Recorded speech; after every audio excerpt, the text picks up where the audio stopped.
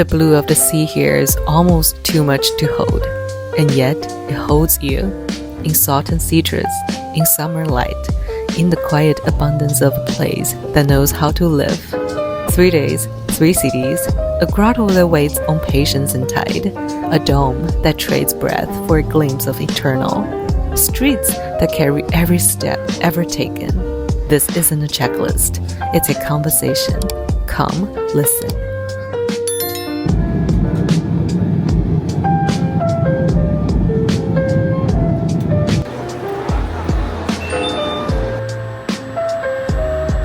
Hey guys, welcome back to a new video. It's been almost a month since my last flight to Europe, and guess what? I'm back! So this weekend I'm doing a 2.5 day trip to Italy, and for these 2.5 days I had to take 2 days off my annual leave. I'm basing myself in Rome with a day trip to Capri, another day trip to Florence, and finally half day in Rome. So that's a plan, and welcome to day 1 of the trip. The morning harbor opens up on Capri, boats clinking against docks. I find a patch of pebble beach, sit down, let the sun press into my shoulders. The entrance of the Blue Grotto is so low, the boatman has to lie flat, pulling us through by a chain. Inside, sunlight shoots through the underwater opening, and the whole cave turns electric blue. The boatman starts singing, an old Italian folk song echoing off the limestone. Places like this don't just open for anyone. They ask for the right weather, a bit of luck, and something more. Effort, patience, a long way from Shanghai to just be here. Lunch is simple: spaghetti, pizza, a lemon gelato so bright it wakes up your whole mouth. The road climbs toward Capri town, the sea dropping away on one side, terraces of green on the other. I drift past the gardens of Augustus, heading for that winding cliffside path. The stone curls around the edge, and ahead, the sea looks like jelly, translucent, almost thick, a soft turquoise you could almost scoop. I pause, the path under my feet, the endless blue behind me. It's one of those frames you don't need to edit. The water against the cliff, layers of it, deep navy and pale jade where the light catches. It shimmers, shifts, breathes, just the hush of waves, the salt in the air, and a quiet settling somewhere beneath my ribs. Some views simply hold you tight in the arms. Florence starts in the market. Stalls piled with olives, cheese, dried pasta. I find a beef tripe sandwich, cut, wrapped, handed over warm. One bite, and it tastes almost like a Chinese braise, savory, tender, unexpected. Walk toward the Duomo. The narrow streets suddenly open, and there it is, green, white, pink marble. Climb the tower first. Step after step, my lungs start to complain.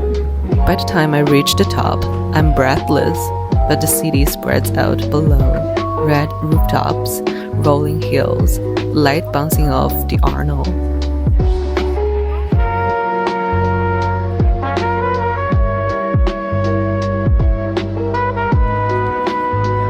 The dome is next. More stairs, more burning in my legs. The view up here is similar to the towers, but wider, just Florence opening up like a map. The Last Judgment painted across the entire ceiling, figures rising, falling, faces full of anguish and hope. Vasari spent years on this, lying on his back, brushstroke by brushstroke. Standing here, you understand why they say one glance holds 1,000 years.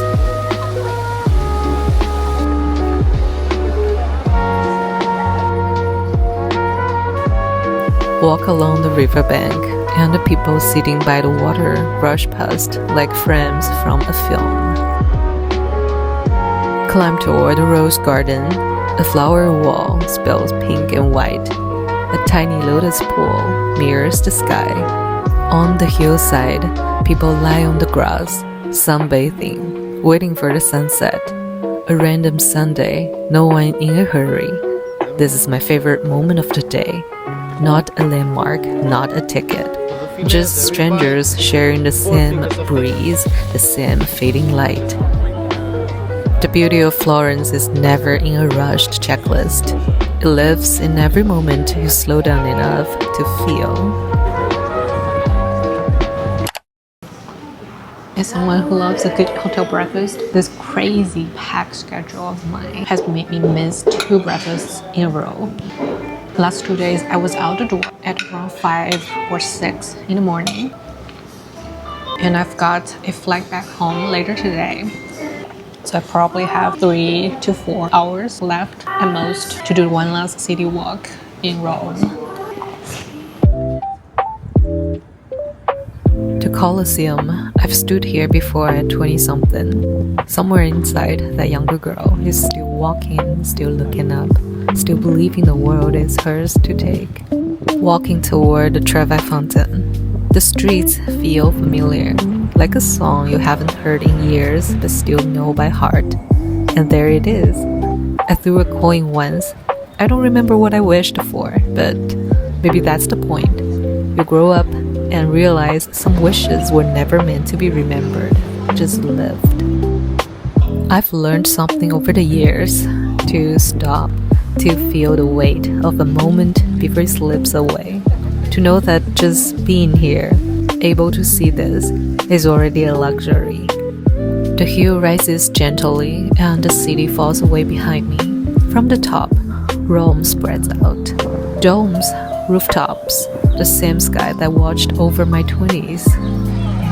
And here, the green, the hush, pines standing still, shadows long on soft grass. No crowds, no coins, no wishes. Just a quiet that feels like coming home to yourself. You don't need a complicated guide for Rome. The beauty here, you understand it the moment you see it. There's something about revisiting a place. It's like having a conversation with your younger self. So many old memories come back. I'm really grateful for that brave girl who brought herself this far. I truly enjoy wandering alone in a foreign country, even though I travel pretty often, but moments like this are still rare and precious. As always, thank you for watching all the way to the end. That's it for this video, and I'll see you very soon.